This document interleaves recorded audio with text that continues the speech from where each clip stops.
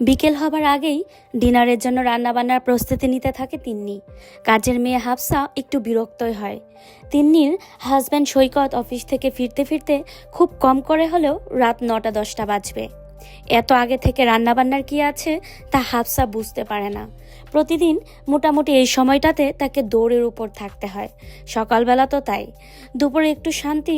Sir নাকি অফিসে lunch করতে বেশি পছন্দ করেন। হাফসা বুঝে পায় না তিন্নি এমন করে কেন।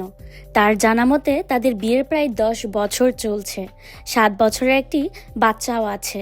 এত ভালোবাসা কোত্থেকে উতলে ওঠে ভাবতেই বিরক্ত লাগে। অবশ্য অন্যের ভালোবাসা দেখে বিরক্ত হবার কিছু নেই, কিন্তু হাফসা এটা কর, ওটা কর, এটা আন, সেটা আন বলতে বলতে তিন্নি তার নাভিশ্বাস ছুটিয়ে দেয়। রাত 9:30টার দিকে সৈকত সাহেব বাসায় ফিরল। তিন্নি প্রায় ছুটতে ছুটতে দরজা খুলে সৈকতের হাত থেকে অফিস ব্যাগটা নিল। আবির খেয়েছে? একটু নির্লিপ্ত ভঙ্গিতে সৈকত সাহেব জিজ্ঞেস করলেন। হ্যাঁ, ওকে শুয়ে গেছে। তুমি রুমে গিয়ে বসো, আমি চা দিচ্ছি। তারপরে তোমার শাওয়ার হতে হতে ডিনার সার্ভ হয়ে যাবে। আচ্ছা। সৈকতের চেহারায় তেমন একটা ভাবান্তর হলো না। রাত তখন 12টার কাছাকাছি। তিন্নি সৈকতের একটু ঘনিষ্ঠ হলো। সৈকত কিছুক্ষণ পর সাড়া দিল। আর সব কিছু শেষ হবার পর তিন্নির মনে হলো, যা সবসময় মনে হয়, সৈকত বোধহয় তার দায়িত্বটুকু পালন করেছে। তার কান্না পাচ্ছে। পাশ ফিরে শুয়ে তিন্নি শুধু চোখের জল ফেলতে লাগলো। মানুষটা এখন আর তাকে ভালোবাসে না, সে শুধু দায়িত্ব পালন করে, সংসারের যাবতীয় দায়িত্ব কর্তব্য পালন করে। আবিরকে স্কুলে নামিয়ে দেওয়া, তার পড়াশোনার খোঁজ খবর নেওয়া, তিন্নিকে মাসে 2-1বার ঘুরতে নেওয়া যাওয়া, বাইরে ডিনার, সবই করছে। কিন্তু ওই যে সবই দায়িত্ব, ভালোবাসার ছিটে ফুটাও নেই। তখন তাদের বিয়ের 8 মাস চলছে। সৈকতের মতো প্রাণবন্ত উচ্ছ্বসিত স্বামী পেয়ে তিন্নি আহ্লাদে আটকানা। কোনো কথা নেই, বার্তা নেই। হঠাৎ অফিস থেকে ফোন করে বলতো, 10 মিনিটের রেডি হও, আমি গাড়ি নিয়ে আসছি। একেবারে হুলস্থুল কাণ্ড। বিয়ের পর তারা ইন্দোনেশিয়ার বালিতে গিয়েছিল হানিমুনে, আর সেটাই ছিল তিন্নির প্রথম দেশের বাইরে যাওয়া। প্রতি মাসে শাড়ি গয়না, কোনো কিছুর অভাব নেই। তিন্নি যেন স্বর্গে বসবাস করছিল। অবশ্য বিয়ের 3 মাস পার হতে না হতেই তিন্নির শাশুড়ি ইনিয়ে বিনিয়ে বলছিল, আর কতদিন বাঁচি ঠিক তো নেই, নাতি নাতনির মুখ দেখতে চাই। সৈকত হু হু করে হেসে উঠছিল। মা, বিয়ের 3 মাসের মাথায় এই কথাটা বলা তোমার ঠিক হয়নি। বিয়ের 3 বছর আমরা হানিমুন পিরিয়ড পার করব বলে ঠিক করেছি। হতাশ হয়ে শাশুড়িমা সেদিন দেশের বাড়ি ফিরে গিয়েছিল। অবশ্য ওনারাও খুব বেশি আসেন না এখানে।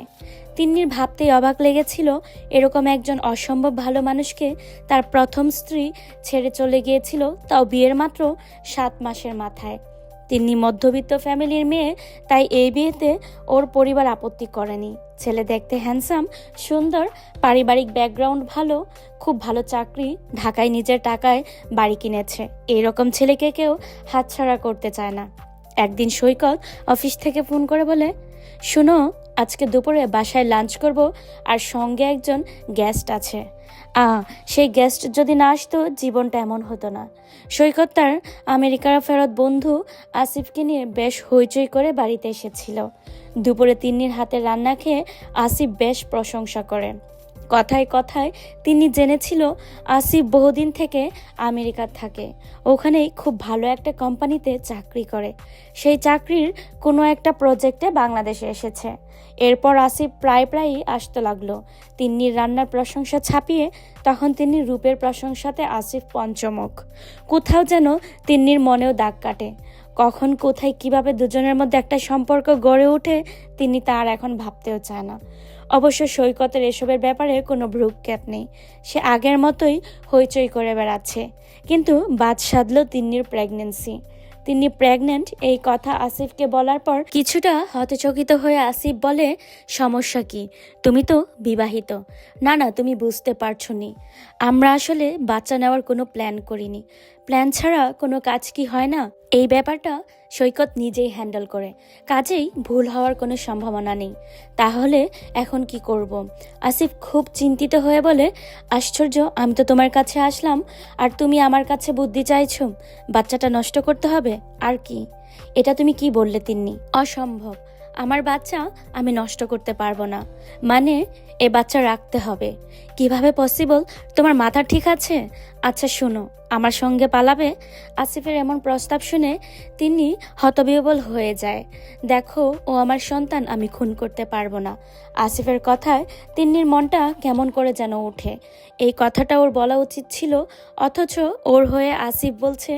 আসিফের চোখে ছলছল করছে। আমি তোমাকে ভালো রাখবো তিন্নি, বিশ্বাস করো। তবে কষ্ট করে তোমাকে 2 মাস একটু সাবধানে থাকতে হবে। আমার প্রজেক্টটা শেষ হয়ে যাবে আর আমি তোমাকে নিয়ে উড়াল দেবো আমেরিকায়। কিন্তু এখন আমার পেটের বাচ্চার বয়স প্রায় 2 মাস। আরো 2 মাস অপেক্ষা করতে বলছো? আরে বিশ্বাস করো, 4 মাসে তেমন কিছু বোঝা যাবে না।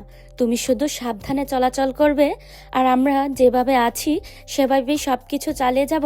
অন্তত সৈকতের সামনে সবকিছু স্বাভাবিক রাখতে হবে, যেন অনন্তকাল অপেক্ষার পরে 2 মাসের অবসান ঘটে।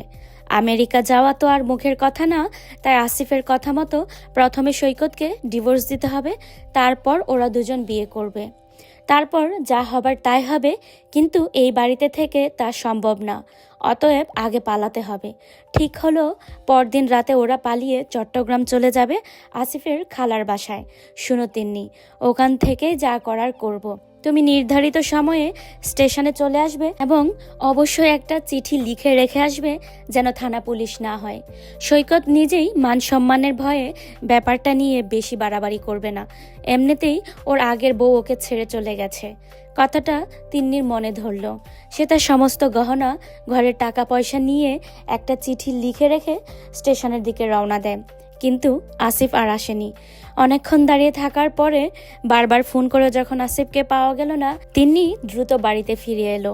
চিঠিটা সৈকতের হাতে পড়তে দেওয়া যাবে না কিছুতেই, কিন্তু সে এসে বিস্মিত হয়ে গেল। সৈকত মৃত লাশের মতো তার চিঠি হাতে স্থানু হয়ে ডাইনিং টেবিলের চেয়ারে বসে আছে। তিন্নি ওর পা জড়িয়ে ধরল। সৈকত কোনো কথা বলেনি সেদিন। আস্তে ধীরে উঠে বেডরুমে চলে গিয়েছিল। তিন্নি যখন রাতে ওর সাথে শুতে গিয়েছিল তখনও আপত্তি করেনি, কিন্তু মানুষটা বেমালুম বদলে গিয়েছিল। তারপরেও স্ত্রী এবং অন্যের সন্তানের প্রতি দায়িত্ব সে পালন করেছে। এই যে তাদের কাজের মেয়ে হাফসা মাঝে মাঝে এত বিরক্ত হয় কেন, তিন্নি সৈকতের যেন এত অস্থির থাকে।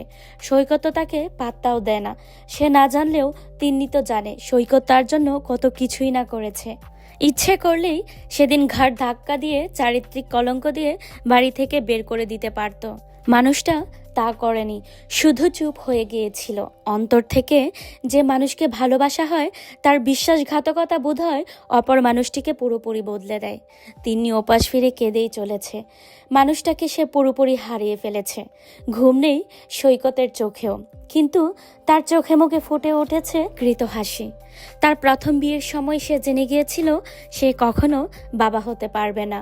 ওই বউ তার সাথে কোনো রকম কম্প্রোমাইজ করেনি, ছেড়ে চলে গিয়েছিল। অবশ্য ঘটনাটা কাউকে জানায়নি, এটাই কৃতজ্ঞতা। তিন্নিকে ঘরে তোলার পর আসিফকে ঘিরে পুরোটাই ছিল সৈকতের তৈরি সাজানো একটা নাটক। আসিফ তার ছোটবেলার বন্ধু, যাকে বলে জিগরির দোস্ত। ওর কাছে লুকানোর কিছু নেই। আর তাছাড়া তিন্নি অসামান্য সুন্দরী। আসিফ এই প্রস্তাব লুফে নিয়েছিল। এখন সৈকত যে তার সেক্রেটারি নবনীতার সাথে প্রেম করছে বা টাইম পাস করছে, এটাও তিন্নি খুব ভালোভাবে জানে, কিন্তু সে কিছু বলে না। সে জানে সে এখন আর তার নিজের অবস্থানে নেই। সে এই বাড়ির আশ্রিতা একজন। তিন্নির হাত পা বাঁধা, আর অন্যদিকে সৈকত ঘরে এবং বাহিরে দুদিকে তার বিকৃত মানসিকতার বহিঃপ্রকাশ ঘটিয়ে জীবনটাকে পুরোপুরি উপভোগ করে যাচ্ছে। বেচারে তিন্নি বুঝতেও পারল না সে ছিল পুরোপুরি দাবার একটি গুটি। তবে ওই সৈকত একা কখনো বহন করে না, কারণ তিন্নি যদি প্রশ্রয় না দিত তাহলে কিছুই ঘটতো না। যাক, যা হয়েছে তিন্নির মতে হয়েছে এবং বেশ ভালো হয়েছে। বিছানায় এপাশ ফিরে শুয়ে সৈকত বেশ বুঝতে পারছে তিন্নি ওপাশ ফিরে ডুকরে ডুকরে কাঁদছে। সৈকতের মুখে ফুটে ওঠে এক অপার্থিব বিকৃত ভয়ঙ্কর শয়তানির হাসি।